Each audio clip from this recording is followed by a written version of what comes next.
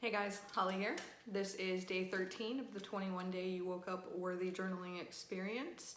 And today's topic is meet your inner wise woman or person if you're a guy following along.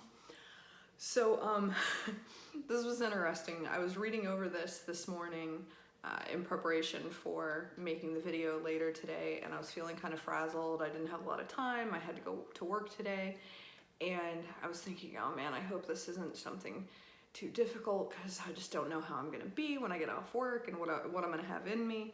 And it turned out that it was gonna be a pretty easy day for me because I already knew the answers to this right away. So in the journal, the author, Brittany West, says that inside you have two voices. So there's the abundance-minded, loving voice of your inner wise woman, which is your higher self, and the scarcity-minded, fearful voice of your inner mean girl, which is your ego mind. Your inner mean girl is the part of you that feels unworthy and not enough, while your inner wise woman knows that she's 100% worthy and is so much more than enough. And she goes on to talk about how, unfortunately for most of us, the inner mean girl has the loudest voice and is the one that gets our attention the most and we listen to the most often. And in order to start kind of tapping into more of your inner wise person, when you think things, you should ask yourself, is it coming from a place of fear or a place of love? So she says that, your inner wise person is the highest version of yourself. It's your voice of intuition, the part of you that feels drawn to maybe take unknown paths, and those paths can lead you ultimately to be the person that you were born to be. And it says, your inner mean girl isn't all bad, that she has good intentions, and she wants you to avoid pain and bad things happening. You can't get rid of her completely because she's part of you. And, that all makes sense. You think about it, we've been hurt and that makes us fearful in the future. We don't want to go through that again. And so we may avoid certain risks, and we may avoid taking certain chances because we're afraid of the pain that comes with rejection or failure or whatever the case may be.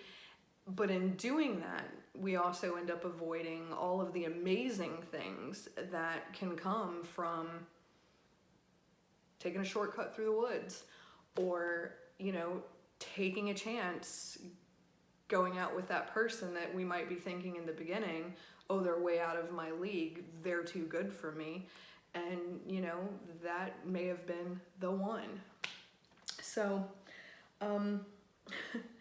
she says it's important to make peace with your inner mean girl and accept the fact that even though her delivery may not always be the best, that she means well and she's just trying to keep you from getting hurt.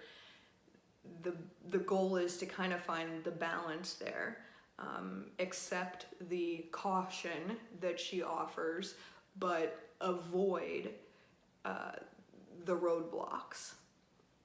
So for the prompts, she offers a inner wise woman meditation, and it's a link that you can click on in the ebook to go to this meditation. Or she said you can just kind of set a timer for 10 minutes and try and connect with that inner wise woman, perhaps through meditation or whatever it is that works best for you. So she says, describe your inner wise woman. What is her personality, energy like? What is she wearing? Where does she spend her time? How does she spend her time? And what does she have to teach you? So this is just, it's kind of funny that this would be the task for the day, because in my Facebook memories, something popped up that I wrote 6 years ago, and this was perfect timing. When I was 20 years old, I lost someone very, very special to me. She was one of the most special relationships that I ever had. I have a collection of people that I call, my people, and she was definitely one of my people. She was precious to me. I loved her dearly, and she was only 21 years old, and she was hit and killed by a drunk driver. And there was a hole in my life that will never completely go away, because every person is so unique, that there's never going to be another person that replaces her, but it's a pain that I've learned to live with, I guess, is the best way to put it. Thinking about her now, I am more likely to smile than cry. There are times I do still desperately miss her, though, just because of the energy that she brought into my life, what she offered, the support, the love. She was like the greatest cheerleader that you'd ever want to have in your life, but also didn't look at you through rose-colored glasses. She could call you on your crap. And it's rare to find somebody that is such a perfect blend of those two things, and she just was. So I had a memory that popped up that, like I said, I wrote this 6 years ago, and it was something that I wrote. I was preparing actually to move back to Florida, and I had been going through a lot of old keepsakes and thinking about things to toss, things to keep. It had made me very nostalgic, and she was one of the things that had been on my mind. And so this is what I wrote. One last thing before I go. I pray often and for various things. I talk to God for the big important things, which are mostly in reference to those I love. God gets all my prayers for my mother, my brother, my sister, my imp, my aunt, my copper, and all my others. For all the little things, which tend to be for myself, I talk to others, my angels, if you will. Sometimes I ask my grandmother for strength beyond what I feel. Sometimes I ask my aunt for spirit I might otherwise smother.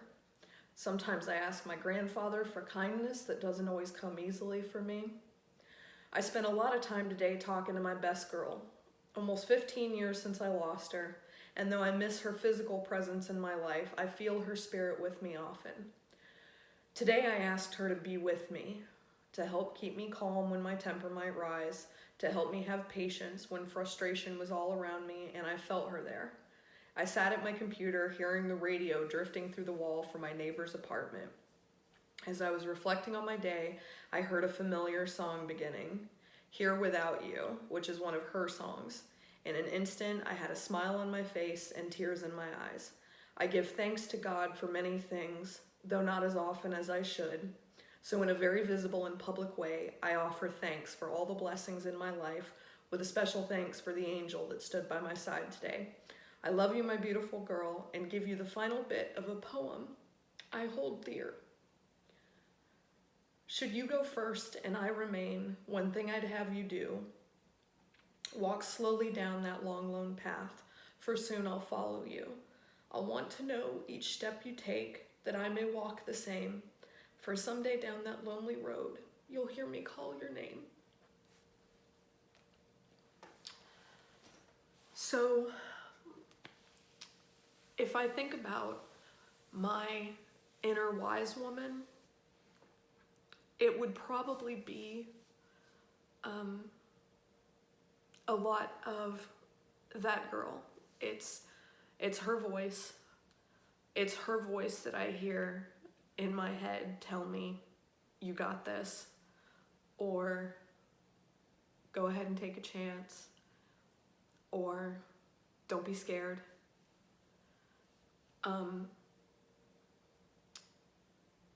So yeah, that's her voice, and sometimes I can hear it so clearly. It's like she's standing right there next to me. And I think maybe there's been some influence from some of the others that I call my angels.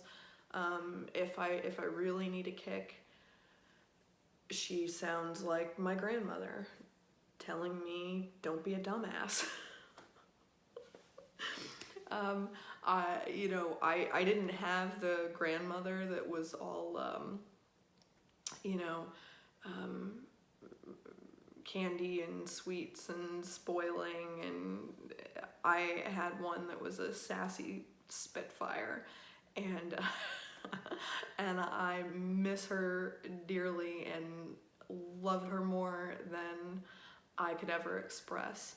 And while she may not have had, the frilly aprons and, the candy for you in the bottom of her purse and all that good stuff, she didn't have room for BS. She'd tell it like it is. And if she gave you praise, you could take it to the bank. So sometimes my inner wise woman sounds a little bit like my grandma, Dorothy Rose. But those are two that I hear the most often.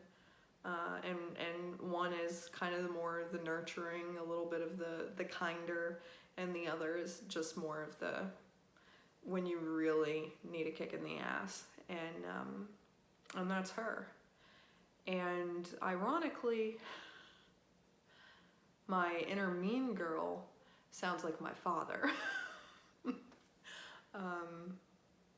Really just straight up him.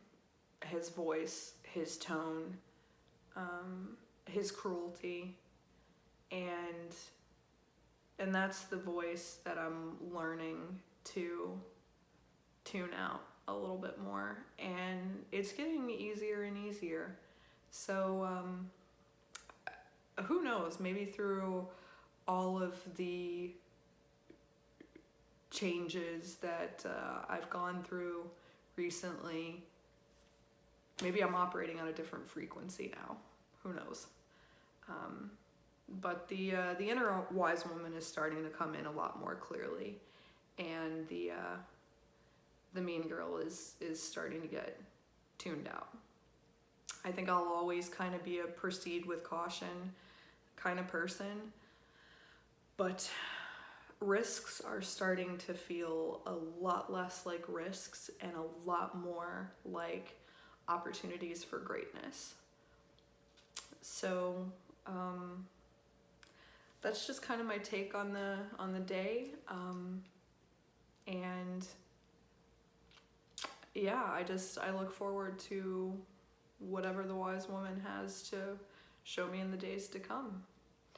I hope that you are learning to tune in to your inner wise person, and ignore the mean girls or boys, such as the case may be.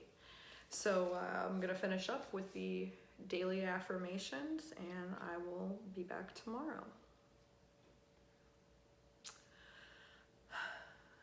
I woke up worthy today.